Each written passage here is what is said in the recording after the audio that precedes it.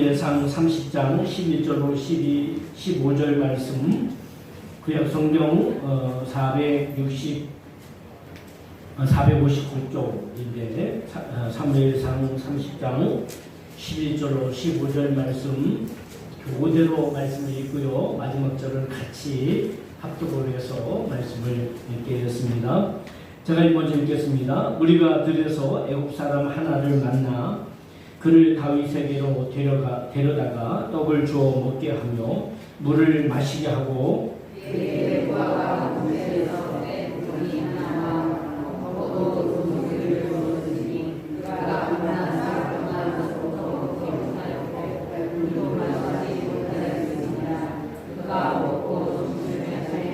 다윗이 그에게 이르되 너는 누구에게 속하였으며 어디에서 왔느냐 하니 그가 이르되 나는 애굽 소년이요 아말렉 사람의 종이더니 사흘 전에 병이 들어 주인이 나를 버렸나이다.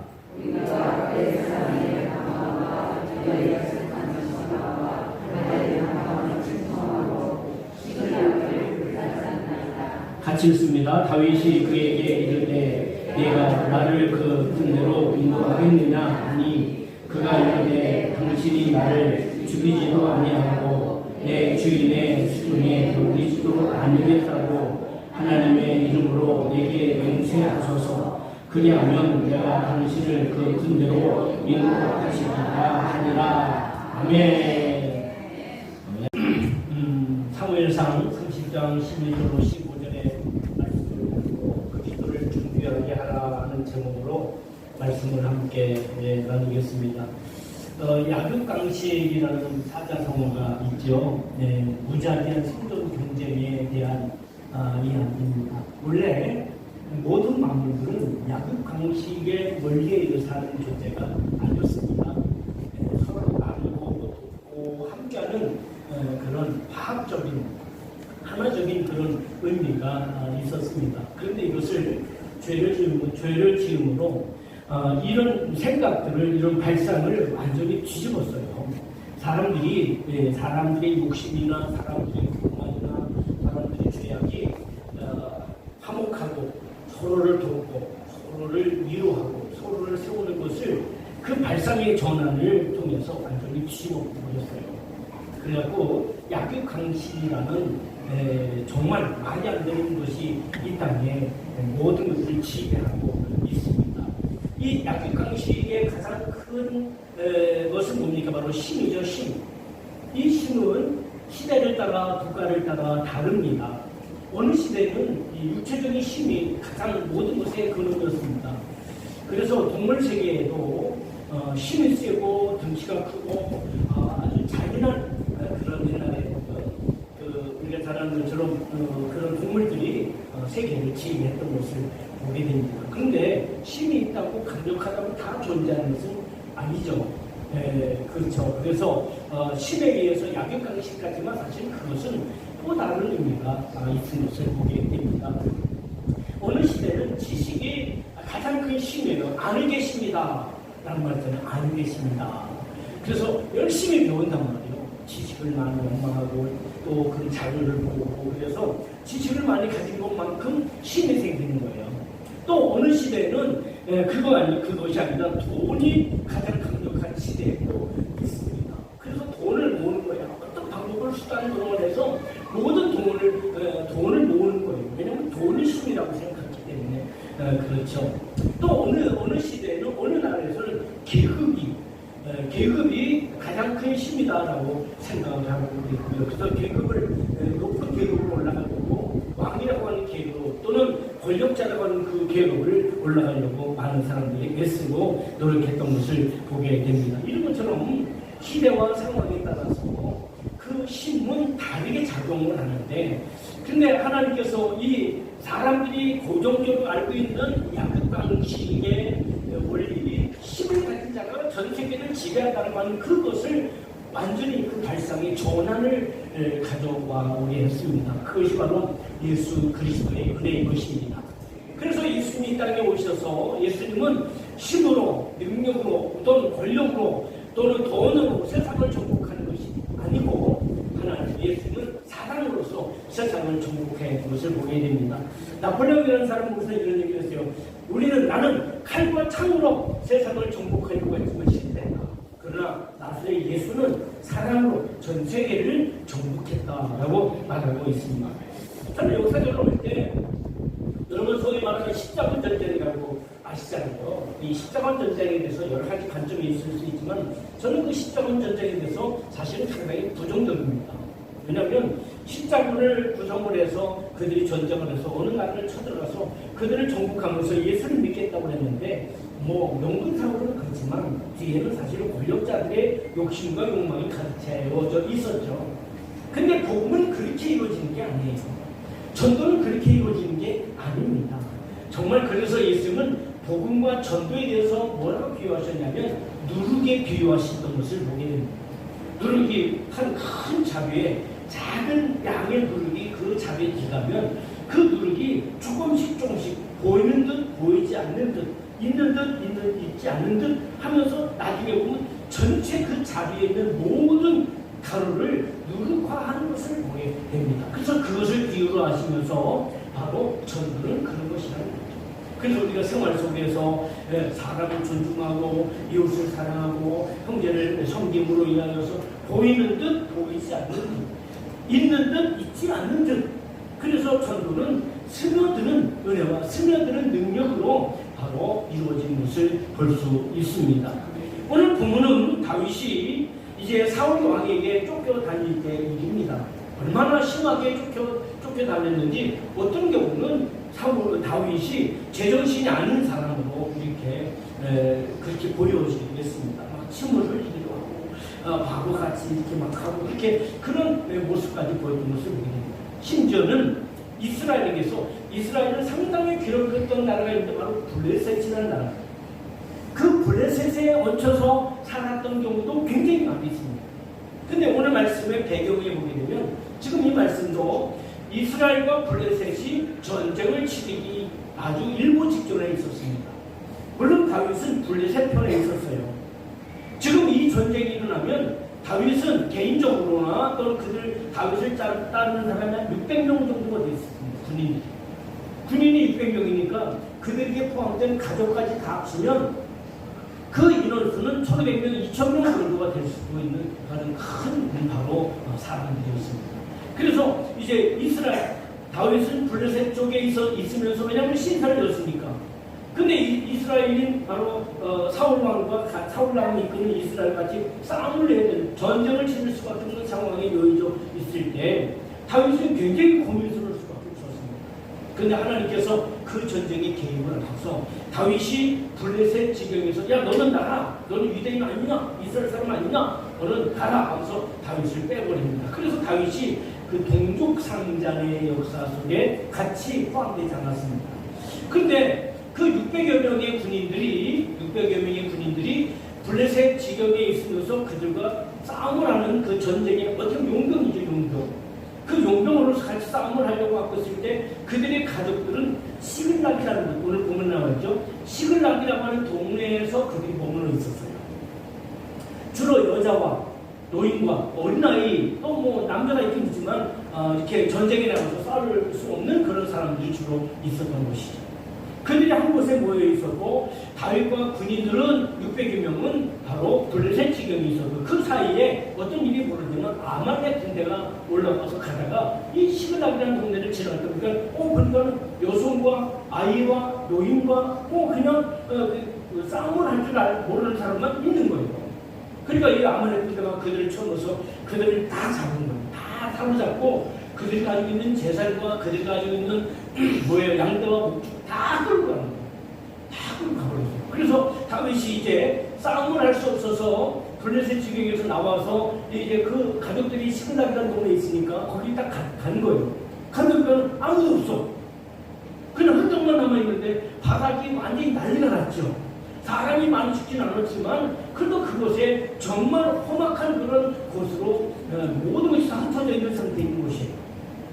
그러니까 다윗을 따르던 600여 명의 군인들이 화가 났어요. 우리 가족 어떻게 된 거냐? 우리 아이들 어떻게 된 거냐? 내 아내 어떻게 된 거냐? 흥분하다가 안 되겠다 싶으니까 이 사람들이 돌을 들어서 다윗을 때려버렸어요. 다윗을 치려고 할 때 다윗이 잠깐 기다리라고 하나님 앞에 그 사이에 다윗 하나님 앞에 기도를 합니다. 왜냐하면 같이 했던 사람이니까 흥분했지만 흥분한 것을 반응하지 않았던 거죠. 그래서 다윗이 그때 하나님께 기도할 때 하나님께서 이 사무엘상 30장 8절에 뭐라고 말씀하냐면 그렇게 말씀하십니다. 야, 네가 쫓아가라. 내가 쫓아가면 그들을 찾으리라. 찾아서 다시 돌아올 것이다. 라고 말씀을 하셨습니다. 그래서 그들의 이 정말 일측 중반에 어떤 사느냐 죽느냐 풍전등화의 상황 속에 있었을 때 이제 하나님께서 다윗을 구하시고 그 무리들을 그 군병들을 구하셨습니다. 600여 명은 대개 어떤 사람들이냐면 사울에게 쫓겼다든지 어떤 일용이라 해서 심심했던 또 먹는 문제가 있어서 도망 나와서 있었다가 다윗에게 소문 거기에 몰린 사람들입니다. 그래서 다윗이 그 문제로 인해서 그들을 이제 자 그럼 우리가 찾으러 가자라고 해서 찾으러 가는 중에 누구를 만나냐면 바로 애굽 소년을 만나는 거예요. 애굽 소년, 애굽 사람. 애굽은 지금으로 말하면 이집트 사람이잖아요. 이집트 사람인데 이 소년은 아말렉이라는 군사들에게 잡혔어요. 잡혀갖고 그야말로 종이 된 거죠. 노예가 된 거죠.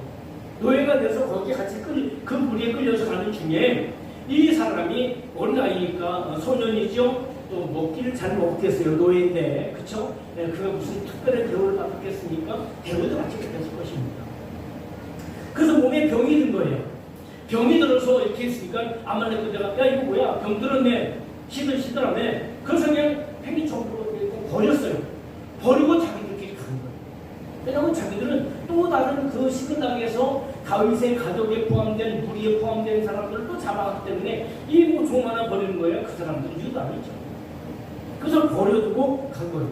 근데 이 다윗과 함께한 그 600여 명의 군인들이 그것을 가다가 이 소년을 만나.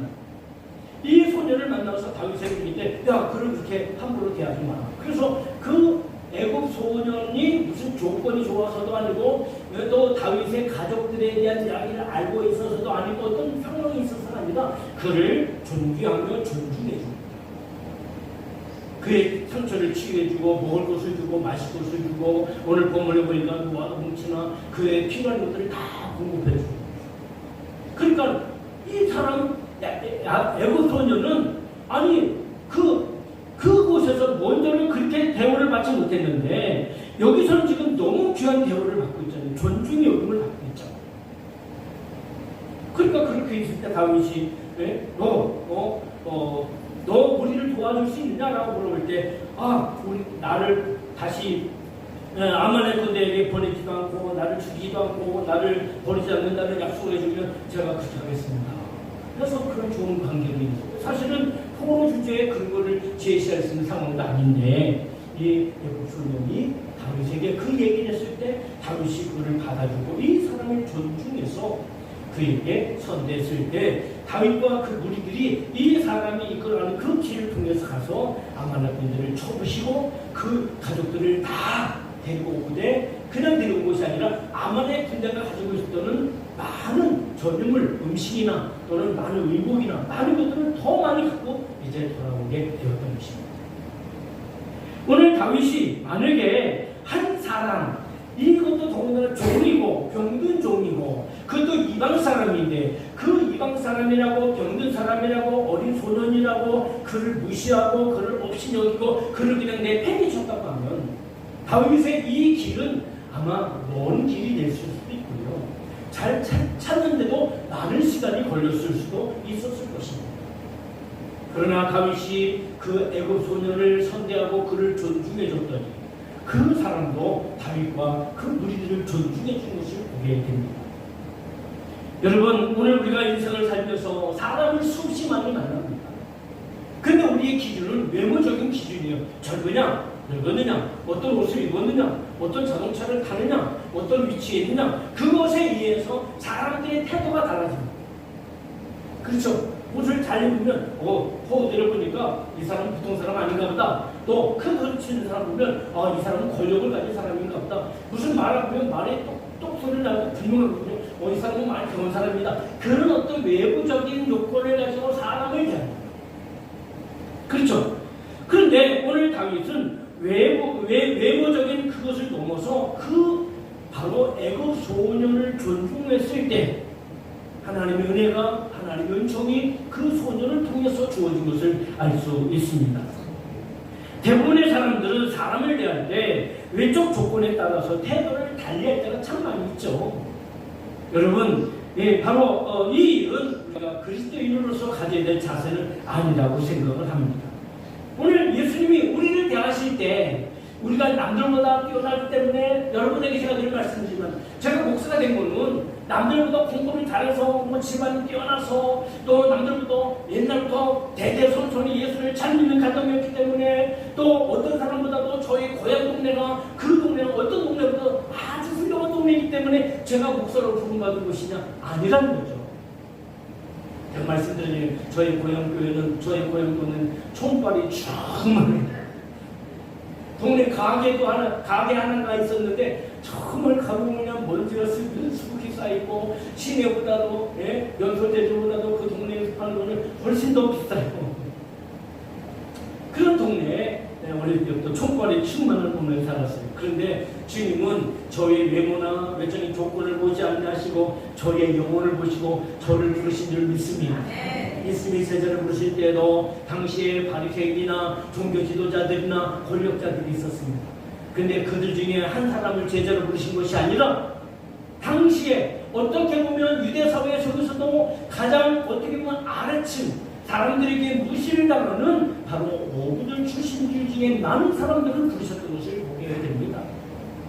주님은 그리스도는 한 영혼에 대한 마음을 가지고 그 제자들 부르신 것처럼 오늘 저와 여러분들을 우리 나사렛교회 성도로 부르시고 하나님의 사람으로 부르신 것은 우리 어떤 외적인 조건이 좋아서도 아니고 우리 믿음 훌륭해서도 아니라 바로 내 영혼을 바라보시고 여러분의 영혼을 바라보시고, 여러분 영혼의 무게는 같습니다. 영혼의 생명의 무게는 같은 것입니다. 세상 사람들은 그 사람이 가지고 있는 돈이나 권력이나 그 사람이 가지고 있는 지식이나 지위에 그것을 무게를 두고 사람들을 대하지만, 우리 하나님은 우리를 대할 때 우리의 영혼의 생명을 가지고 우리를 대하시는 것을 여러분이 믿으시기 바랍니다. 근데 그 영혼의 한 영혼의 무게가 얼마큼 되는지 아십니까? 그 영혼의 한 무게는 온 천하보다도 더 귀한 것을 믿으시길 주의 이름으로 축복합니다. 그러니까 여러분이 볼 때, 저도 오늘도 아침에 새벽에 아침에 이렇게 하면서 몸 체중계를 딱 섰습니다. 체중계가 이렇게 나오더라고요. 궁금하시죠? 궁금하신 분은 500원 갖고 오십시오. 그랬는데, 근데 보면서 늘 제가 며칠마다 한 번씩 이렇게 체중계로 올라갑니다.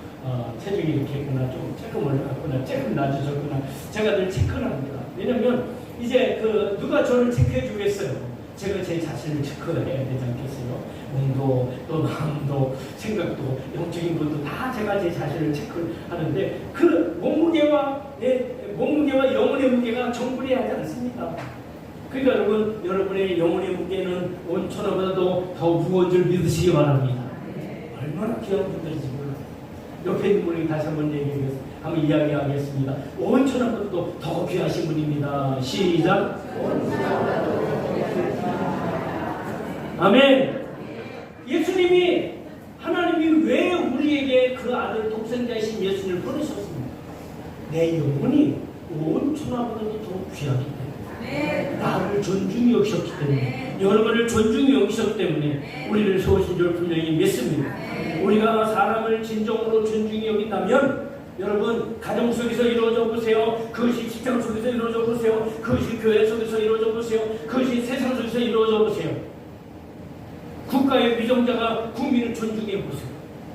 또 모든 공무원들이, 모든 경찰들이, 모든 군인들이, 모든 백성들이 서로를 존중히 여겨보세요. 이 나라가 어떤 나라가 되겠습니까? 세상에서 가장 위대한 나라가 될 것입니다. 할렐루야. 우리가 그리스도처럼, 다윗처럼 상대를 존중하며 살아야 됩니다. 할렐루야. 그런데 우리가 상대를 존중하려면 어떤 마음의 자세가 필요합니까? 이제 학교 공부할 때, 이제 요즘에 중고등학교나 이런 데는 보면 사람에 대해서 생각할 때, 공부할 때 이제 진화론에 대해서 공부를 한답니다. 두 가지가 굉장히 중요합니다. 어떤 것이 진화론과 창조론 두 가지가 굉장히 첨예하게 대립되어 있습니다. 그러나 일반 세상에서는 창조론은 거의 다르지 않습니다. 진화론만 다릅니다. 그런데 우리가 이 창조론의 개념을 갖는 게 왜 중요한 걸 아셔야 됩니다. 진화론은 무엇입니까? 진화론은 세상의 모든 우주의 모든 부산물들이 모여져서 만들어진 것이 결국은 그것이 진화가 되고 진화가 돼서 생명체가 되고 그것이 생명체가 돼서 짐승이 되고 그 짐승이 진화가 되고 사람이 있다고 그러는 거거든요. 이 진화론의 사람의 근원은 온 우주의 부산물이 진행된 거예요. 창조론에 있어서 인간의 본질은 뭐냐? 인간의 근본은 뭐냐? 창조론에 있어서 인간의 본질과 근본은 하나님이라는 것입니다. 그래서 신앙에 여러분이 신앙생활을 하면서 바로 이 창조론에 대한 근거와 본질을 갖고 있느냐 없느냐 이게 굉장히 중요합니다. 물론 불가분 학교를 다니는 사람들은 학교 공부를 해야 되기 때문에 그 부분에 있어야 되지만 우리가 그래서 성경을 볼 때 창세기가 가장 앞에 있잖아요. 왜? 모든 인간의 근원, 모든 인류의 근원, 모든 우주의 근원은 하나님이시다라는 것을 우리에게 보여주기 위해서 창조론이 시작되어진 것이죠. 그래서 창조론에 대한 마음을 갖고 있느냐 아니냐에 따라서 사람 존중에 대한 마음을 갖는 거예요.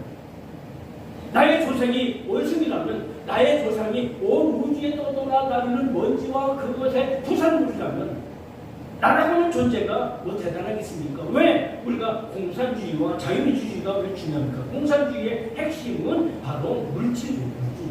사람이 물질이 아닌 겁니다. 그래서 사람을 죽이는 것에 대해서 그 사람들은 두려움이 없습니다. 거리낌이 없습니다. 왜? 사람은 하나의 물질에 생각합니다.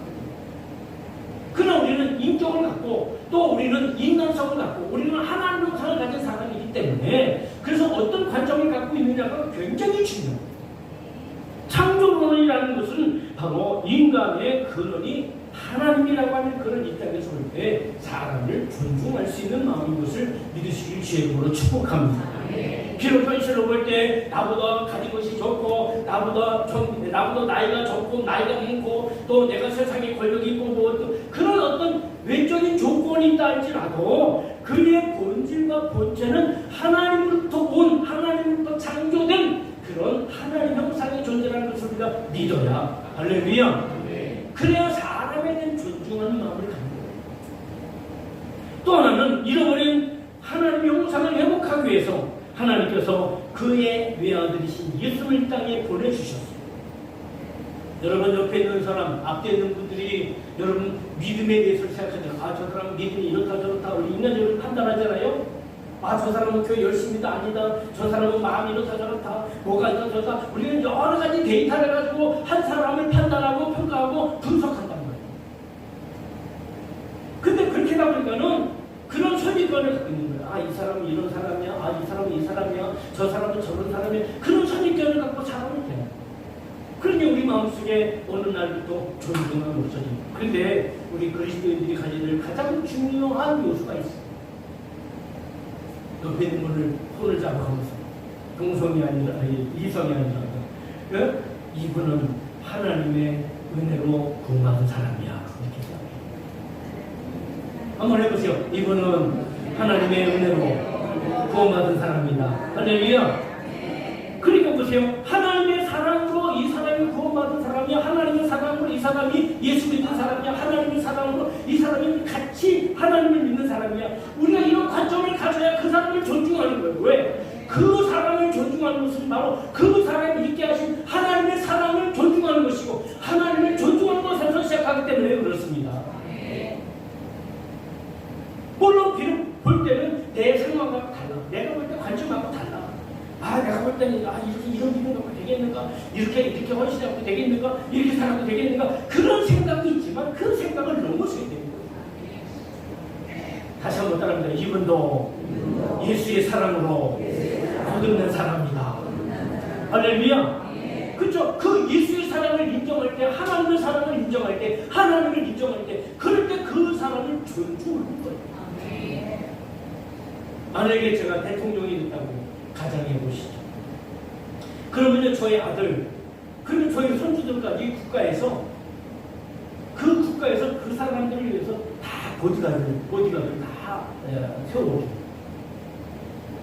걔들이 잘나서가 아니에요.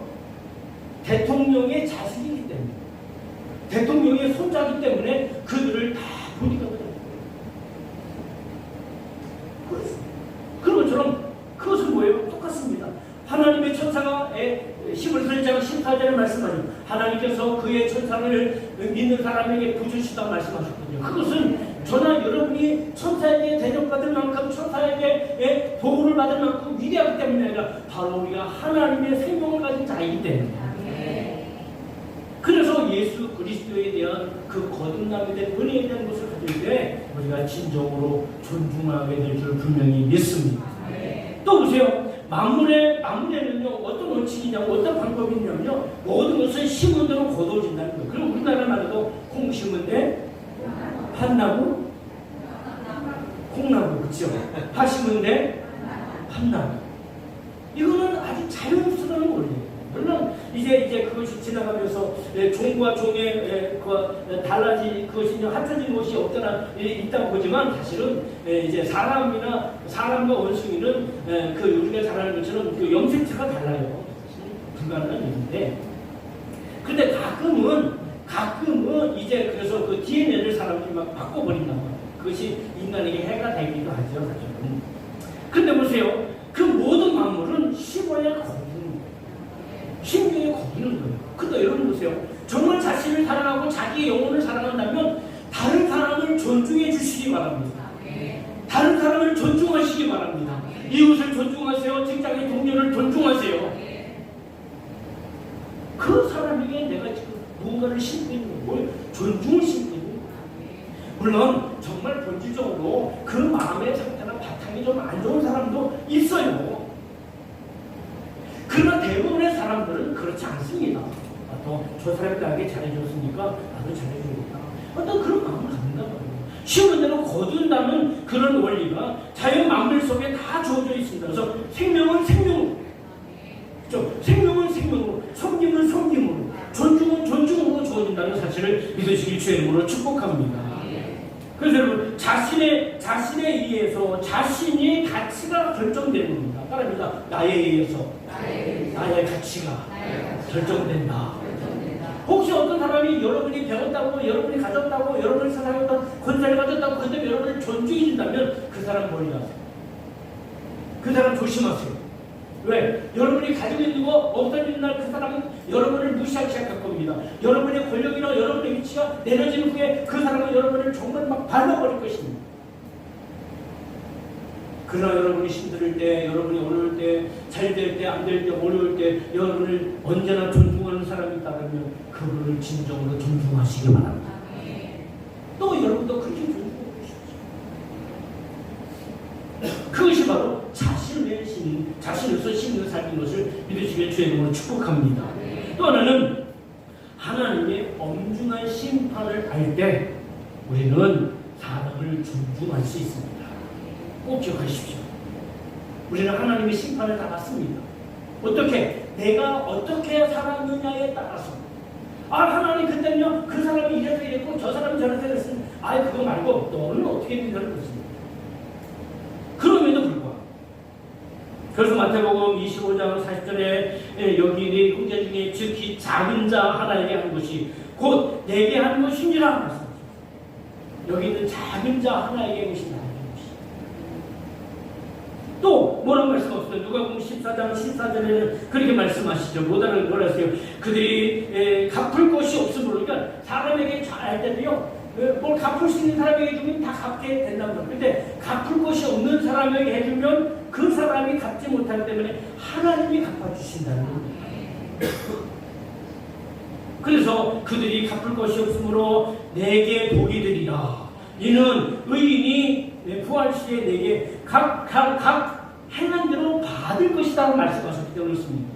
그래서 여러분, 사람을 존중하는 것은 하나님께 존중을 받는 비결인 것을 믿으시길 주의 이름으로 축복합니다. 물론 본질적으로 우리가 하나님께 존중받을 만한 인간이 아님에도 불구하고 하나님은 그의 아들이신 예수를 이 땅에 보내주셨고 그 아들을 우리에 대해서 나를 위해서 온전히 주신 것은 나의 영혼에 대한 마음 때문입니다. 우리가 이렇게 그리스도처럼 존중하면 어떠한 결과를 가져오게 됩니까? 그것은 자신이 존중을 받는다는 것입니다.